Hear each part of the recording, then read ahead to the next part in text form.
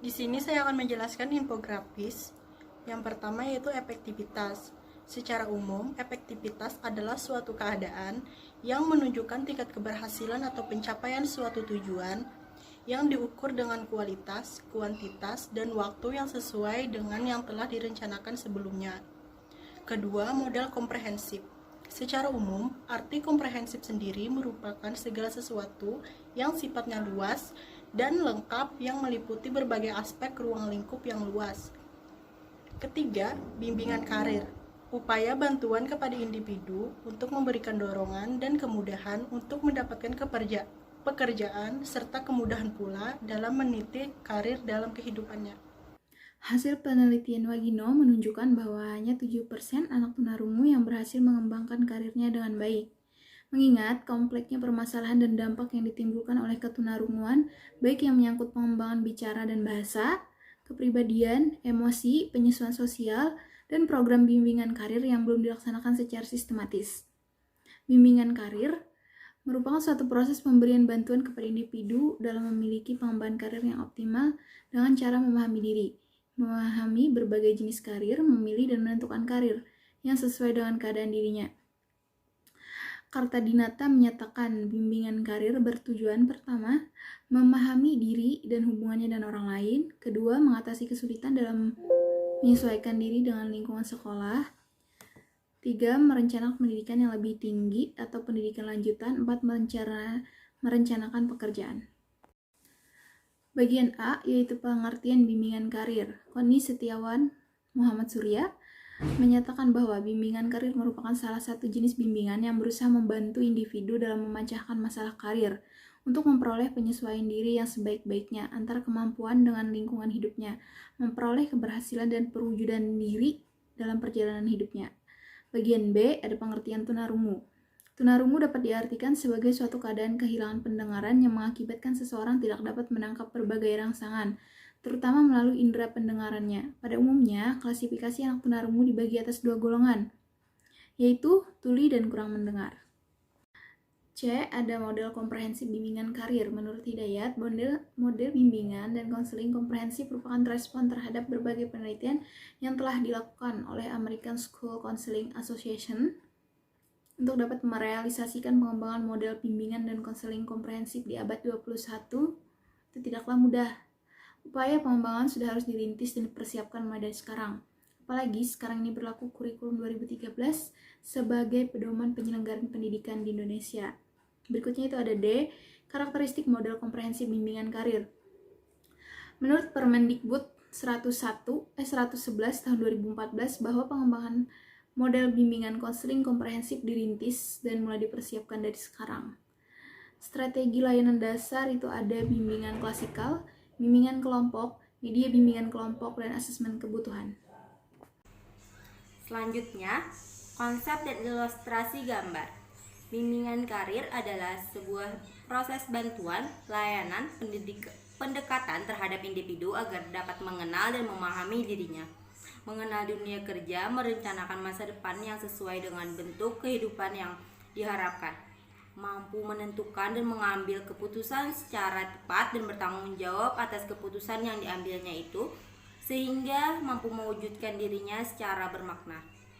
Bimbingan karir difokuskan untuk membantu individu menampilkan dirinya yang memiliki 6 kompetensi atau keahlian agar meraih sukses dalam perjalanan hidupnya dan mencapai perwujudan dirinya yang bermakna bagi dirinya dan lingkungan di sekitarnya. Adapun prinsip-prinsip bimbingan karir, pertama, pemahaman bahwa bimbingan karir bukanlah sebuah proses yang terpilah satu sama lain. Kedua, bimbingan karir tidak diperuntukkan pada satu individu saja. Yang ketiga, semua orang jelaslah memiliki hak untuk menentukan pilihan.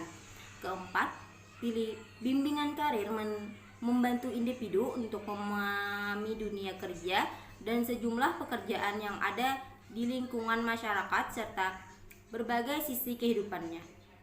Adapun tujuan bimbingan karir, pertama, memahami pemahaman diri, kemampuan, minat, dan kepribadian yang terikat dengan pekerjaan. Yang kedua, memiliki pengetahuan mengenal dunia kerja dan informasi karir yang menunjang kematangan kompetensi karir. Yang ketiga, memiliki sifat positif terhadap dunia kerja. Keempat, memahami relevansi kompetensi belajar atau kemampuan menguasai belajar dengan persyaratan keahlian atau keterampilan bidang pekerjaan yang menjadi cita-cita karirnya masa depan. Kelima, memahami keputusan untuk membentuk identitas karir. Keenam, memahami kemampuan merencanakan masa depan. Ketujuh, dapat membentuk pola-pola karir, yaitu kecenderungan arah karir. Selanjutnya, bimbingan dan konseling komprehensif merupakan model bimbingan dan konseling yang berpegang pada prinsip bimbingan dan konseling perkembangan.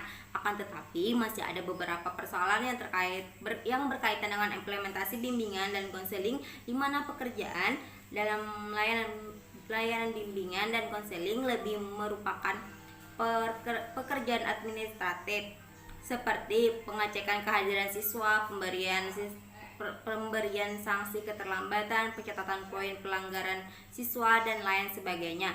Riset yang berbasis pada model komprehensif memberikan penguatan untuk dikokohkan model ini sebagai model bimbingan dan konseling di sekolah. Namun masih belum tersosialisasikan kepada seluruh sekolah dan belum menjadi kebijakan nasional. Substansi bimbingan dan konseling masih memerlukan pengembangan.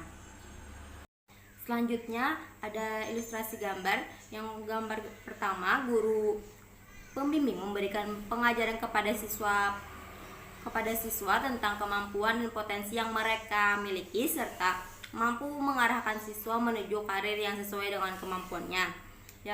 Gambar yang kedua, guru BK berinteraksi kepada peserta didik secara langsung atau maupun tidak langsung untuk membantu peserta didiknya agar dapat mengembangkan potensi dirinya ataupun memecahkan masalah yang dialaminya melalui layanan perencanaan individual dan layanan responsif. Dan gambar ketiga, peserta didik menjadi termotivasi dan dapat menentukan minat dan bakatnya. Dan gambar keempat, peserta didik dapat menentukan karir mereka di masa depan. Isu atau permasalahan yang ada di dunia pendidikan dan dunia karir, yang mana sekolah menghadapi masalah bagaimana mengupayakan jaminan pendidikan untuk anak tunarungu agar dapat bersaing dan dapat memiliki karir yang layak di dunia nyata, yang tanpa memandang ketunarunguan sebagai sebuah kelainan, ketidakmampuan, dan bentuk-bentuk diskriminasi lainnya. Hasil penelitian Wagino tahun 2002 halaman 57 menunjukkan bahwa hanya 7% anak tunarungu yang berhasil mengembangkan karirnya dengan baik. Mengingat dampak dari ketunarunguan, yaitu menimbulkan permasalahan yang menyangkut pengembangan bicara dan bahasa, emosi, penyesuaian sosial, dan program bimbingan karir yang belum dilaksanakan secara sistematis. Selanjutnya, profesi bimbingan dan konseling di Indonesia telah mengalami perkembangan dan peningkatan eksistensi yang semakin kokoh. Akan tetapi, masih ada beberapa persoalan yang berkaitan dengan implementasi bimbingan dan konseling, di mana pekerjaan dalam layanan bimbingan dan konseling lebih merupakan pekerjaan administratif, seperti pengecekan kehadiran siswa dan lain-lain. Selain itu, juga masih terdapat kesenjangan antara harapan dan realita kondisi peserta didik sebagai objek bimbingan. Hal ini menjadikan kebutuhan yang nyata akan perlunya penataan kerangka kerja bimbingan dan konseling untuk menjadi suatu layanan profesional, efektif, dan proaktif. Model bimbingan dan konseling dalam perkembangan komprehensif adalah model yang menaruh perhatian penuh kepada seluruh peserta didik, bekerja sama dengan orang tua, administrator, dan stakeholder lainnya.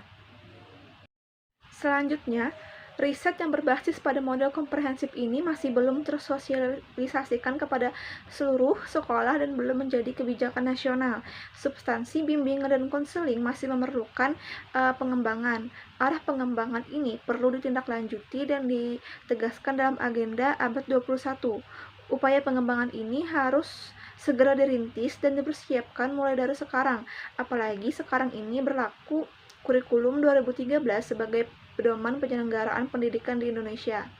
Contoh gambarannya, ada anak tunarungu yang kurangnya motivasi dalam karir. Maka dari itu, bimbingan karir mode komprehensif ini perlu berlaku dalam memberikan motivasi kepada anak tunarungu melalui dukungan guru, orang tua, dan lingkungan sosial sekitarnya, agar anak dapat mengembangkan karirnya sesuai dengan keterampilan serta kekhususannya. Solusinya dengan dukungan dari sekolah sebagai proses bantuan atau fasilitas, serta guru pembimbing dapat menerapkan model bimbingan karir komprehensif ini pada siswa tunarungu dan menggunakan media yang tepat yang diharapkan agar bimbingan ini dapat berjalan dengan lancar, efektivitas, dan efisien, sehingga setiap siswa dapat memiliki peluang dalam melanjutkan karirnya walaupun memiliki keterbatasan khusus. Perusahaan juga hendaknya bisa memberikan peluang dan bekerja sama dengan pihak sekolah dalam mengembangkan karir siswa sesuai kekhususannya. Nah, pesan moral yang dapat kami ambil dari artikel ini bahwa setiap anak berkebutuhan khusus itu berhak dalam melanjutkan karirnya demi masa depan yang cerah, meskipun mereka memiliki keterbatasan khusus, maka dari itu mereka spesial. Berakhirlah presentasi kami mengenai efektivitas model komprehensif bimbingan karir pada siswa tunarungu. Salah hilaf mohon maaf. Wabillahi taufik wal hidayah. Wassalamualaikum warahmatullahi wabarakatuh.